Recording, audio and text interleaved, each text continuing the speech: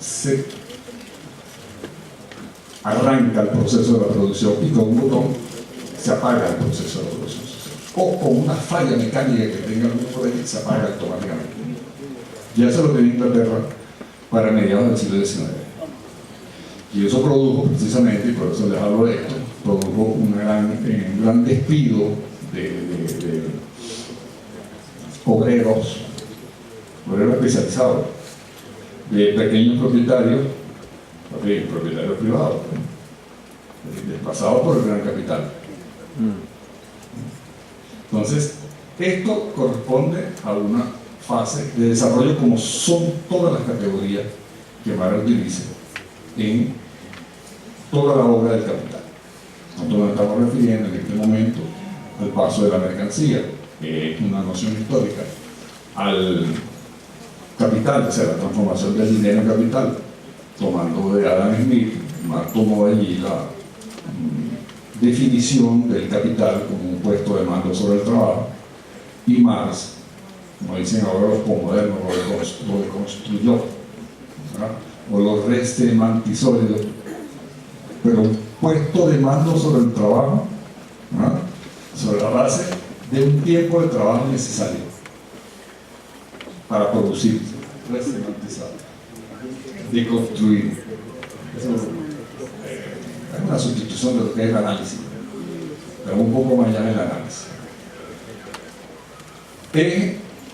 Cuando Marx le agrega al puesto de mando sobre el capital, que también en el libro tercero yo descubrí allí, yo tengo por ahí una tarjeta, donde dice el capital viene siendo finalmente una relación social de producción que corresponde a una formación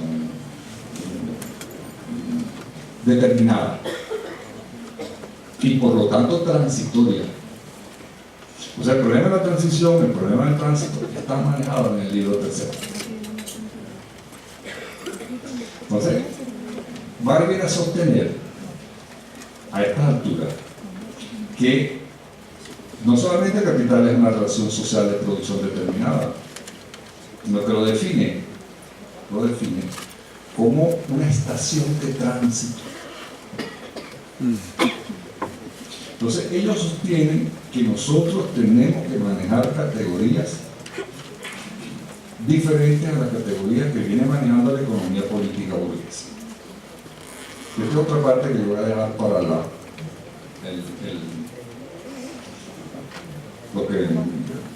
intervención de ustedes.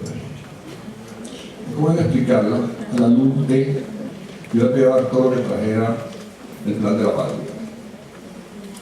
El plan de la patria que estudiaron en relación con esta categoría. Porque, como bien lo dijo el Che, sabiamente, cuando estudió filosofía, fue nombrado presidente del Banco Central. Pero nosotros no podemos seguir elaborando modelos con las armas milladas, las categorías milladas del capitalismo. No podemos seguir en eso. ¿Verdad?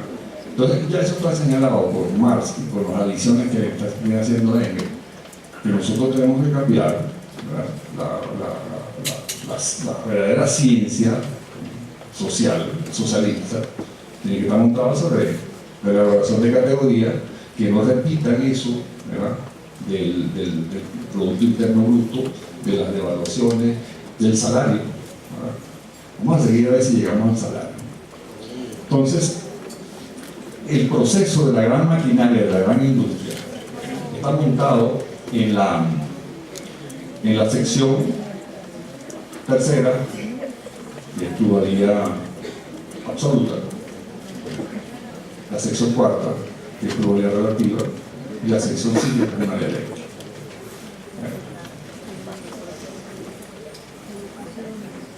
Voy a avanzar un poco más hacia la parte que se considera que es pagada por el capital, es decir, el salario.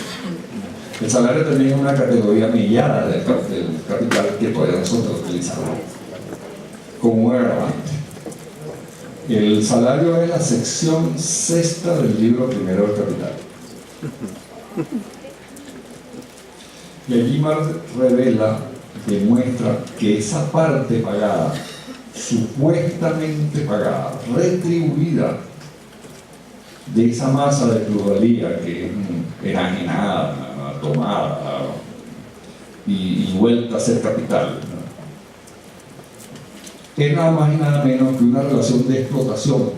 El salario es una relación de explotación, definido en primer lugar por una relación irracional, no es racional, porque se le coloca al salario como relación irracional, se le coloca el término mínimo hasta ahorita en todas nuestras legislaciones, salario mínimo. ¿Y qué es el salario mínimo? El salario mínimo es, ¿verdad?, es lo que usted necesita mínimamente para reproducirse, porque la fuerza de trabajo es la única mercancía cuyo valor de uso genera valor de cambio al mismo tiempo. Pero además de que es mínimo, y el forcejeo de eso mínimo viene de hace siglos. Además de que es mínimo, ¿verdad?, quien viene a darle el crédito, por eso vamos a insistir, quien viene a darle el crédito al capital para que él se reproduzca, digo el capital como categoría, quien le da el crédito es el obrero, porque el obrero cobra atrasado o no cobra. Si la empresa quiebra, no cobra. En Estados Unidos quiebran 500.000 de empresas anuales. El capitalista cierra la empresa, está protegido por el artículo 12 de la ley de quiebra de Estados Unidos, y el que quiebra el obrero se va sin cobrar. Bueno, Marx dice que eso viene ocurriendo en el siglo XIX. Pero vamos a suponer que paga. Paga a la semana. Una conquista laboral del cobro semanal. Paga a los 15 días. También es una conquista. Porque en muchas fábricas en Inglaterra se cobraba al mes. Y en otras fábricas se cobraba 45 días. Así como hubo jornada de 16, 18 horas, 14 horas, 12 horas, todo eso está estudiado ahí. Yo les salté por encima. También el pago se hace atrasado. Y de todas maneras se sigue siendo atrasado. Aunque usted reduzca el tiempo. Atrasado. Atrasado significa que usted le está dando el crédito al capital. Pero muchas fábricas capitalistas en Inglaterra hacían lo que se llaman adelantos. Eso que en las fábricas aquí llaman vales. Mete un vale y te dan. Eso no es creación nuestra. Esa es creación del capital. Metían su vale y le daban adelanto. A muchos capitalistas sagaces se les ocurrió en la fábrica crear tiendas. Se llama shopping. Tiene un nombre de shopping y el sistema se llama System Truck. En el System Truck tienen un shopping. En ese shopping usted va allí y adquiere las mercancías con los adelanto. Pero esa mercancía tiene es decir, tiene un agregado. Es un poquito más caro que la que está allá. Usted la recibe adelante. Y a la semana, cuando usted va a recibir el sobre, que al tener el sobre, ¿verdad?, le sacan la cuenta. Pero usted le debe estar. El obrero siempre está endeudado. Siempre, porque además sale lo mínimo. Insisto, salario mínimo, el mínimo indispensable para reproducir la fuerza de trabajo. En las peores condiciones. En las peores condiciones. Yo le comentaba a Rodolfo que muchos de esos procesos que Marx relata en la sección 7 del Capital, donde se dedica a relatar que son procesos de acumulación, ¿verdad?, es terrible. No solamente por la vía de la legislación o por la vía del saqueo directo, ¿verdad? Marx señala 5 o 6 elementos que han permitido sobrevivir al capital hasta hoy. Uno es el sistema colonial. Nosotros estamos acostumbrados a estudiar en la historia esa tradicional, el sistema colonial, como un sistema, bueno, de dominación, de saqueo, de conquista, pero no vamos a hablar de él. El sistema colonial es un sistema de quiebre de las estructuras privadas, incluyendo las plantaciones, o las plantaciones esclavistas, como ocurre en los Estados Unidos. Si usted estudia la historia de Estados Unidos, en la Guerra de Secesión, ve ese ejemplo notable, ese quiebre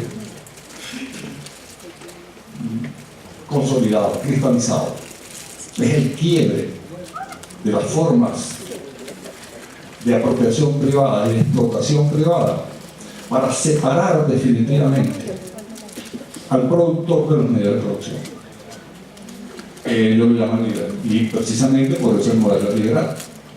Y precisamente esa palabra forma parte de los primeros bonos que se emitieron durante la guerra civil. Hablo de la guerra civil de los Estados Unidos porque es clave. Es una guerra que tiene que ver con el algodón y tiene que ver con el mercado mundial. Los bonos se llamaban bonos Liberty, bonos de la libertad. Es una forma, es la segunda forma, el sistema colonial, el Estado, la segunda forma. ¿El Estado para qué? Bueno, para que nos presten. O sea, el Estado es el uso de lo que Marx llama el poder de la sociedad concentrado y jurídico. Utilizar el Estado para esos préstamos, independientemente de la guerra. En la guerra hay los bonos, vamos a llamarlos extraordinarios. Los bonos de Lincoln fueron bonos Liberty. Ahora, ¿qué significa un bono Liberty? Bueno, sencillamente que me prestan y yo doy a usted un bono para pagarle cuando termine la guerra. Pero resulta que ese bono usted lo convierte, es un título que circula y usted lo puede vender como dinero. O sea, es titularizable. Y esto se va desarrollando. Y en el siglo XX fue la causa de la titularización de bonos. Es decir, usted compra un bono de Teresa y usted lo puede comercializar. Entonces, a la final, el acreedor, o sea, el que le presta al Estado, no es tal acreedor. Así que el sistema de crédito es un sistema ficticio, es una estafa al Estado. Porque usted recibe en garantía un bono, pero también puede recibir una hipoteca, puede recibir lotes de terreno. Pues las grandes fortunas de los Estados Unidos, de Rockefeller, Vanderbilt y compañía, vienen por la tierra, por la vía de la tierra, de los terrenos que el Estado les garantizaba, a cambio de supuestamente crédito para X cosas, puede ser para obras públicas, para hacer tratos y tal. Eso no importa. Lo que importa es cómo el capital utiliza este segundo sistema, ¿verdad?, para aumentar lo que son las fases de acumulación. Los otros sistemas que señala Marx allí realmente son, van por la vía de la violencia, ¿verdad? Hay dos ejemplos que yo decía ahorita, que uno está en las antípodas, sí, eso está en Indonesia, ¿verdad? El capital utiliza, hablando nuevamente de esa forma recurrente de esclavitud dentro del sistema colonial, utiliza la trata de negros, de blancos, pues, negros, blancos, eso no importa. La trata de personas. Entonces, yo tomé de allí un ejemplo de las Islas Célebes. Las Islas Célebes son unas islas que están en Indonesia, forman parte de Indonesia. Unas islas muy grandes, más grandes que Cuba, como 10 veces más que Cuba. Incluso tienen una población en el siglo XIX más que Cuba, que tiene 12 millones, más o menos 11 millones. En las Islas Célebes, el capital holandés, además dice, miren, vamos a estudiar 3 modelos de sociedad burguesa. Modelos. El primer modelo es Holanda, poco estudiado. Poco estudiado porque Holanda fue desplazada por el capital inglés. Inglaterra desplaza a Holanda, pero ellos fueron unos modelos. Y estos modelos holandeses se dedicaron en Asia, en esa parte de Asia, que hoy es Indonesia. Indonesia está Java, Sumatra, Borneo, están las Islas Célebes. Bueno, esas islas son famosas por las prisiones. Guantánamo se quedó muy atrás de las Islas Célebes. Con la complicidad, es decir, prisiones en donde encerraban a la gente y después las trasladaban, sobre todo jóvenes. Bueno, ellos despoblaron esas islas, los holandeses, y traficaban hacia Europa, ¿no? Y tenían prisiones secretas en el siglo XIX, ya tardío, ¿no? ¿Ven? Despoblaron las islas Para el año 1800, mientras nosotros nos estábamos dando la independencia aquí, en el año 1811 se estaba firmando, se estaban despoblando estas islas. Hay una ciudad que vamos a casar, se quedó desierta. O sea, un 80-90% de la población. Con el agravante de que los holandeses estaban en complicidad, es decir, sobornaban a los príncipes indonesios. Y se formó un funcionario especializado en esta trata. O sea, un vigilante, ¿verdad? Un inspector, ¿verdad? Un tratante, un príncipe, ¿verdad? Y un transportador. Y la compañía era la Compañía Real Holandesa de las Indias Orientales, o sea, la corona de Holanda. Pero no solamente era la corona de Holanda, en la India, yo no he hecho cuento que en la India hicieron lo mismo con la Compañía de las Indias Orientales. Porque me voy a trasladar a Estados Unidos, hacia la misma fecha. Estamos hablando de los padres, lo que se llaman los padres fundadores. Padres fundadores en inglés, ¿sabes inglés? Pilgrim Fathers, como casi sabe bastante. Los padres fundadores y los pioneros, pues, Pilgrim Fathers. Esta gente tiene una asamblea, y la asamblea, ellos tienen unas tarifas para cazar indios. Hay unos indios piel roja que aparecen aquí, en la zona de Manhattan. También la declararon rebeldía, así como declararon. Y tienen una tarifa para el que capturara, escalpara, se le quitara el pelo, ¿verdad? Y para 1703 está en el orden de las 50 libras, funcionaba la libra esterlina. Después se fueron subiendo esas tarifas hasta 1740 y pico. Todos esos datos tienen más ahí. Eso es bueno, una lectura espeluznante, con todos los datos. El escalpado de los padres fundadores que aparecen en los billetes de oro como padres fundadores, ellos escalpaban piel roja, pues, porque aparece ahí como piel roja. Escalpaban, cautivaban, capturaban, ¿verdad? Y cuando se alzaron, Marx dice con ironía, porque es otra cosa para estudiarlo en otra sesión, el estilo literario de Marx, que estudia Ludovico, bueno, es delicioso realmente. Con ironía dice que después hubo una venganza de la propia Inglaterra cuando esta gente se alzó. Traigo la colación del cuento porque el cuento tiene que ver, ¿verdad?, con el nombre de un misil que se está fabricando ahorita, con el cual está siendo bombardeado algunos países en el Medio Oriente, el Tomahawk. Entonces Marx utiliza una expresión allí que se llama, y ellos fueron después tomahawkeados, con el hacha, esa hacha que es ahorita de los Bravos de Atlanta, ¿ah? Eso se llama tomahawk, y el hacha tomahawk.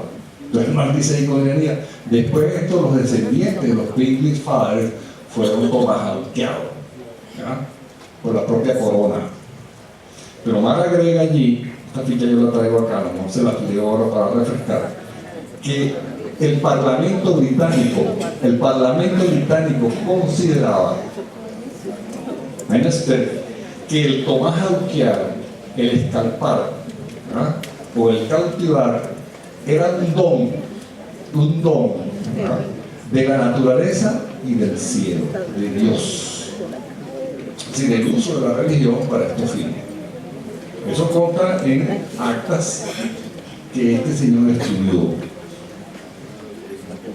estudió con lujo de detalle. Así que uno estudia, bueno, las condiciones de trabajo, los obreros, ¿verdad? ¿Por qué le relato yo todo esto? Porque todos estos son elementos. Marx dice, en una parte de la violencia, el poder económico.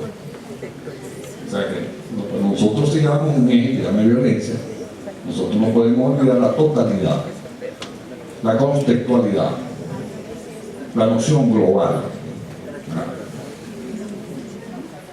Entonces, las formas de acumulación de capital, que son las formas dominantes ahorita que se hacen por la vía de la expropiación, por la vía de la violencia, por la vía de la multa, por la vía de la demanda, ya son formas que en el siglo XIX, particularmente en ese libro del Capital, aparecen como prácticas usuales que hacen aumentar la pluralidad. Formas de acumulación, entonces fíjense, el sistema colonial, el sistema de impuestos, el sistema de crédito y las formas más violentas de apropiación, porque incluso hay toda una legislación que aparece en la sección de salario y la sección de plusvalía, donde están las leyes británicas, donde terminaban de desalojar a la gente del campo para montar la fábrica. Desalojo puro y simple, lo que llaman en España el desahucio. Sí, ya se desahuciaba la gente. Incluso usa esa palabra, gente desahuciada. Todos estos procesos, yo se los estoy contando, porque el capital esconde, nubla, oculta lo que Rodolfo sostenía como la contradicción fundamental. Yo le agradezco a todos que me cambie ese círculo por el decálogo del modo de producción capitalista. Pues yo voy a hacer ahora una lectura para terminar, una lectura lineal, porque voy a volver a insistir sobre ponerme los modelos y la necesidad de construir modelos. Cada modelo tiene una lectura. Nosotros estamos acostumbrados a las lecturas lineales. Si nosotros respondemos más a una forma de conciencia en donde la línea, la fecha, el espacio, o sea, la dicotomía, o es tiempo o es espacio, o es sí o es no, o es on o es off. Pero no estamos acostumbrados a ver la relación que hay entre off, on, entre sí y no, ¿verdad? Porque nos han acostumbrado a esto, pero si la historiografía tradicional, la ciencia social tradicional, la ciencia en general que es fragmentada, nos ha enseñado a leer linealmente, así como vamos a empezar. Decálogo del modo de producción capitalista. Propiedad privada y concentrada en el medio de producción. Clarito. Conducción del proceso económico hacia el mercado. Maximización de las ganancias. Se mantiene todavía. Pero fíjense este cuarto. Racionalidad en la producción e irracionalidad en el consumo. Ya hay una cosa que no encaja, ¿verdad? La lectura. Lineal. Hay una cosa que no es racionalidad en la producción e irracionalidad en el consumo. Ese es el punto 4. Vamos a verlo desde el punto de vista de las contradicciones. Contradicción 4. Pasa el siguiente, que es la contradicción, para ver el 4. Muy importante. El 4. Bueno, 4 con 4. Esto es pura casualidad. Esto es pura casualidad. Esto no estaba montado así, pero bueno, planificación a escala de la empresa. Anarquía a escala de la sociedad. El capitalismo no puede tener un modelo de desarrollo, no puede montar un modelo de desarrollo, porque no planifica a escala de la sociedad. ¿Por qué no planifica? Porque él planifica a escala de la empresa. Pero una empresa capitalista, la Xerox, que planifica a su escala, no le va a dar el plan a la Hewlett Packard para que coordine la planificación y hacer una planificación en gran escala. No, eso no funciona así. Es anárquico en esencia. Esa es naturaleza anárquica de la producción. Y esa anarquía se revela en el proceso de la producción, o sea, se planifica en la escala de la empresa, pero cuando eso va a mercado es la competencia. Que Adam Smith está machacando a Adam Smith, ¿verdad? Porque él vivió serio, porque construyó un modelo, ¿verdad? Habla de algo que ustedes conocen bastante, que afortunadamente se repite, que son la mano invisible del mercado. Que eso se tiene como una ley, y manda los votos de esas leyes, de la oferta y la demanda, ¿verdad? Eso es la anarquía de la producción. ¿Cuál producción? La producción social. ¿Y a dónde conduce eso? Bueno, yo creo que si seguimos leyendo lo vamos a encontrar. Sí, en el 7 del anterior.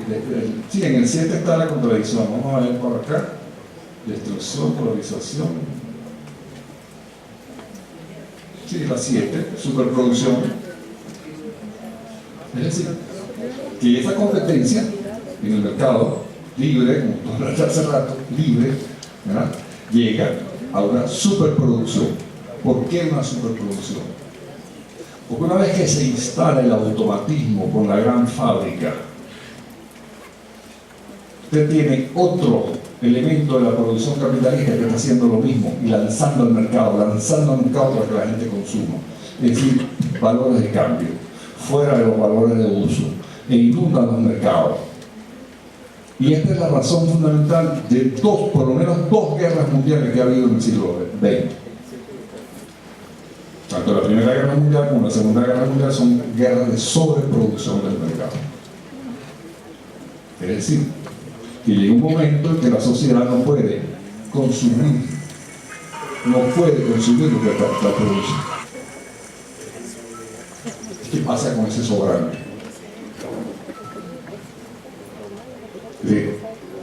Ese es un sobrante que baja lo que Marx calificó como la tendencia decreciente de la tasa de ganancia. Que aquí nuestro crítico, sesudo analista, ¿verdad?, dice que es una estupidez, un disparate de Marx, que la tendencia decreciente de la tasa de ganancia no existe. Sí existe. Solo que el capital se vale de estos sistemas, de los cuales la acumulación por vía violenta, que es lo que está ocurriendo ahorita con Libia y el agua, y el petróleo, ¿verdad?, son, no vamos a decir patadas de jugados, son mecanismos para mantener cierta tendencia de la tasa creciente de ganancia. Es decir, que Marx demostró que de mantenerse estas formas de explotación basada en la contradicción fundamental del trabajo, donde lo que se produce es plusvalía. Si plusvalía es esto: reducir el tiempo de trabajo necesario para la producción de mercancía. Reducir el tiempo, reducir el tiempo. Mientras el obrero sigue trabajando 8 horas diarias, se reduce el tiempo de producción. Ese tiempo de producción deja un sobrante, no en forma de trabajo, como dice Adam Smith, no, en tiempo de trabajo. Es una jornada. Entonces, ese tiempo es el que se va reproduciendo. Ese es el plusvalía. Si es absoluta, significa que se aumenta la jornada de trabajo, o sencillamente se mantiene la jornada de trabajo de 12 horas, 10 horas, 8 horas, ¿verdad?, con un capital constante que es la maquinaria. Ahora, cuando se introduce una maquinaria como esta automatización, ¿verdad?, se reduce más el tiempo de trabajo, muchísimo más el tiempo de trabajo, se produce más rápido. Entonces, no solamente la automatización, sino lo que se llama las líneas de montaje, como ocurre con la industria automovilística, que ya las líneas de montaje son robots, el robot que maneja, el toyotismo, exactamente, Fordismo primero, toyotismo después, ¿verdad? Aunado a eso que tú señalas del toyotismo, al incremento de la explotación de la fuerza de trabajo japonesa, sí, más intenso. Aquí no hay derecho a hacer esto. No, son mucho más rápido. Entonces, el japonés acusa una tasa de suicidio y una tasa de muerte por trabajo de la más elevada del planeta, del exceso del trabajo. Que tiene que trabajar, además, salario mínimo. Entonces tiene que trabajar varias veces al día, ¿verdad? Se revienta. Hay un término japonés que no voy a poner. No, el término con que ellos llaman esta muerte, una muerte humana, ¿verdad? No, el otro término es el kanban, que es la línea de montaje, ¿verdad?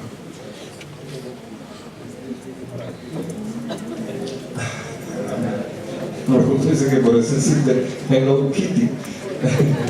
Igual. Entonces, vuelve atrás todo en el decálogo. Quinto, las personas en las comunidades son simples medios para obtener prioridad. Sexto, acumulación ampliada y expansión económica sin límite. 7. Destrucción continua de la naturaleza. Esto es un punto importante porque esto hay que conectarlo con el plan de la patria, el objetivo 5. 8. Fuerte polarización clasista entre ricos y pobres. Esto es una lectura realmente lineal. Debería que sea todo que nos ponga la contradicción 8. De ahí nos vamos a detener y con eso vamos a terminar por ahora. Reducción del tiempo de trabajo necesario, aumento de la pluralidad, ¿no? Reducción del tiempo de trabajo necesario y aumento de la pluralidad. Esa es la idea central de todo lo que hemos dicho. Es decir, el capital existe como tal, está empeñado en reducción del tiempo de trabajo necesario para producir una mercancía para que sobre más tiempo, medido en piezas, horas, días o como usted lo quiera ver. Yo le decía a Bartolo en estos días conversando con él, la fórmula del capital, fórmula rápida, pero es 24 por 7. 24 por 7. Es la expresión 7 días a la semana, 24 horas. 24 por 7. 24 por 7, no se para. Entonces, reducción del tiempo de trabajo necesario y aumento de la pluralidad. Absoluta en relación con el tiempo. Relativa en relación con lo que es el capital moderno, es decir, la introducción de una inversión en el capital constante, que es lo que hoy se llama capitales de alta composición orgánica. Solamente responde a una fase del desarrollo, que es la gran industria, hasta el sol de hoy. Entonces, todavía el capital es de mucho más alta composición orgánica. Por ejemplo, Silicon Valley, alta composición orgánica. Ninguno ha podido eliminar, como se pensó alguna vez, por estos sesudos también analistas en la economía política burguesa, eliminar al obrero. Le decía, no, pero si seguimos así, la robotización va a eliminar al obrero. O sea, la parte del capital variable que está invertido allí, ¿verdad? Ok, y el punto 10, también en ambas láminas, es la configuración y expansión global, que tiende a dominar, controlar e imponer su propia lógica de valoración a todas las dimensiones humanas, sociales y naturales. En las contradicciones, Bartolo, globalización capitalista versus socialismo en escala planetaria. Por donde se vea, yo quiero hacer hincapié en una palabra que está de moda por allí, que se llama globalización, configuración y expansión global. La globalización no debe ser entendida como la mundialización. Mundialización no existe desde el mal llamado Imperio Romano. El Imperio Romano tiene una formación esclavista, Marx la estudió, ¿verdad? Grecia también en forma esclavista. Pero existe la mundialización desde el momento que existe un mercado mundial.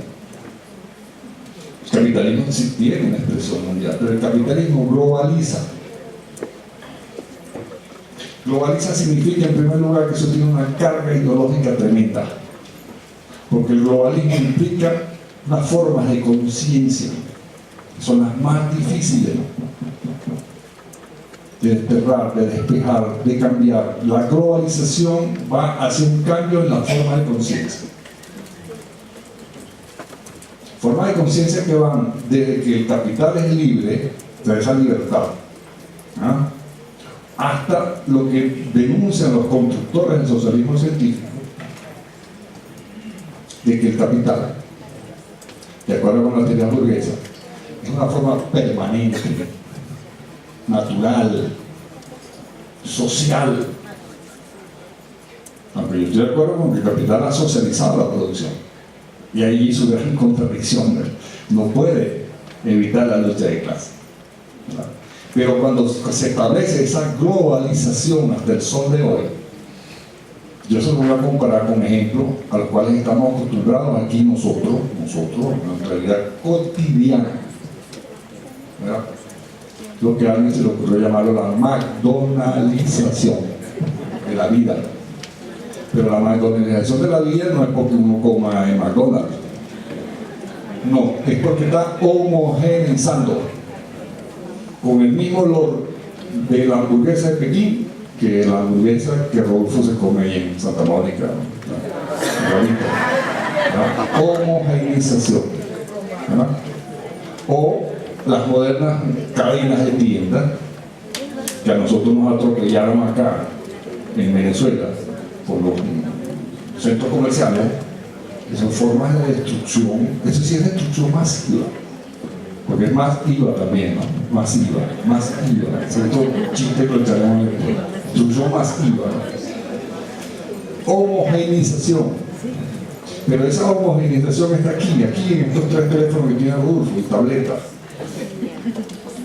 El dueño de Intel, que yo he hecho un cuento allí en el libro de la capital CDM son las grandes fábricas. La crisis del capital y su estructura delictual, ¿no? Él pensó con el olor, tipo, son tipos sagaces, tipos brillantes, digo. Así como los olores en China y en Rusia son iguales, ¿verdad? Yo también voy a poner el chip que sea igual, pero nosotros estamos gobernados por un chip.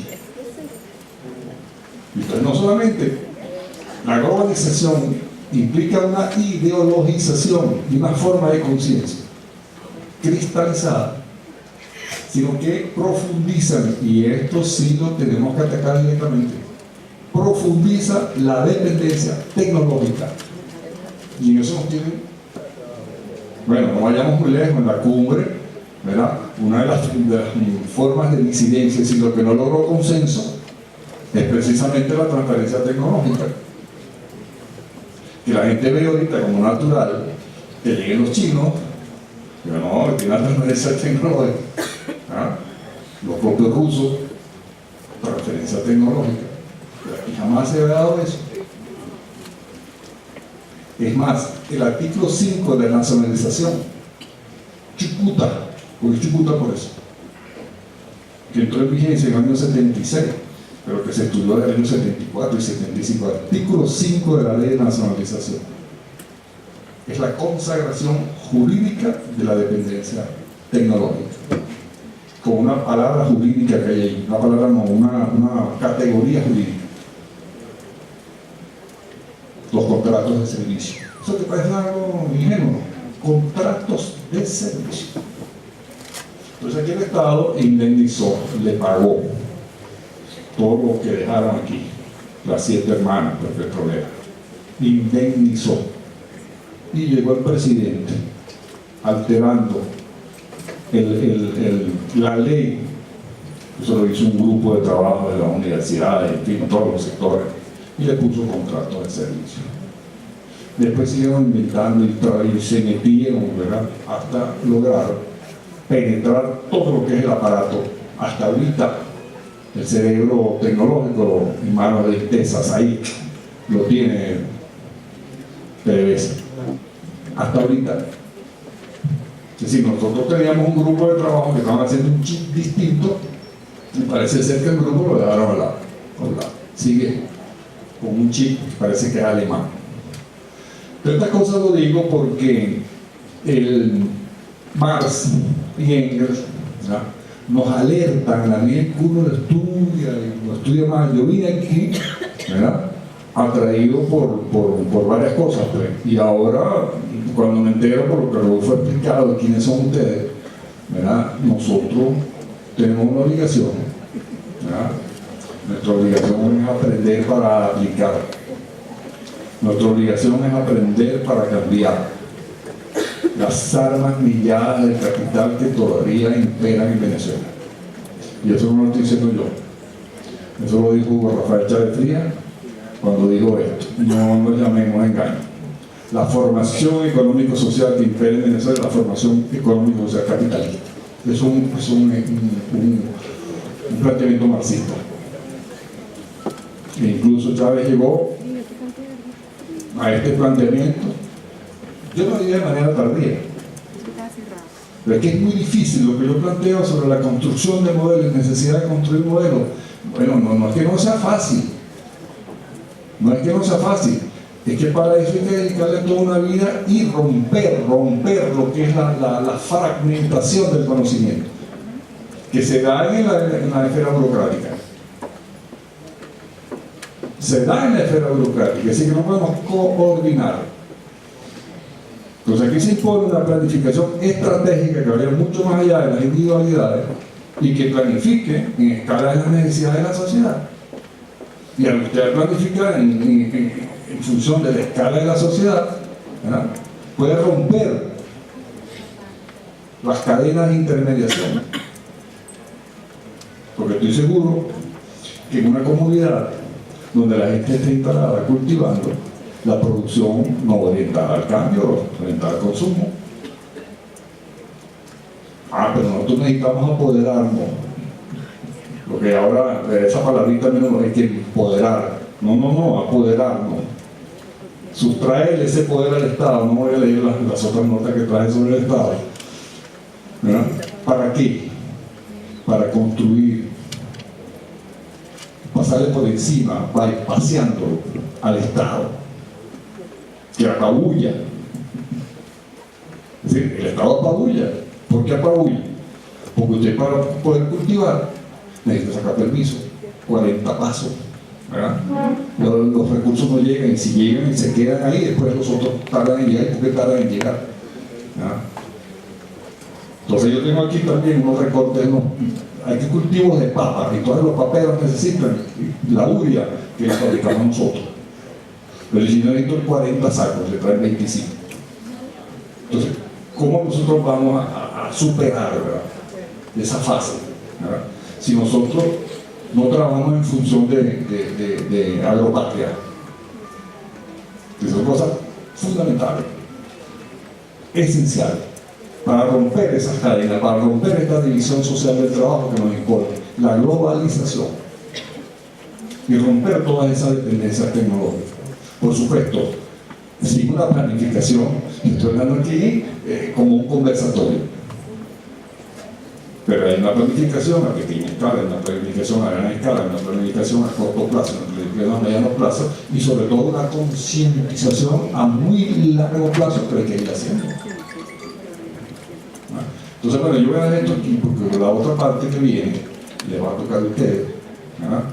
Por ahí están unos papelitos que no sé si da todos los círculos, pues yo quiero llevarme de ustedes, ¿verdad? Quiero llevarme de ustedes un papelito donde usted ponga, ¿verdad?, haga un aporte, manifieste una necesidad, haga una pregunta, ¿verdad? Pues yo tengo pensado montar con todo con esos papeles un banco de datos, un banco de insumos, ¿sí?, como una contribución, pues montar, ¿verdad?, sobre la base de esos insumos, montar un principio de banco de datos, es decir, hacer una planificación posterior, ¿verdad? Bueno, y es la parte que yo siempre he considerado más importante de todo, que es la inclusión. O sea, que no estamos nosotros aquí separados en un valor de uso y un valor de cambio ya. Capital y trabajo. Separación de los restos no es la inclusión. Bueno, vamos hasta allí por ahora como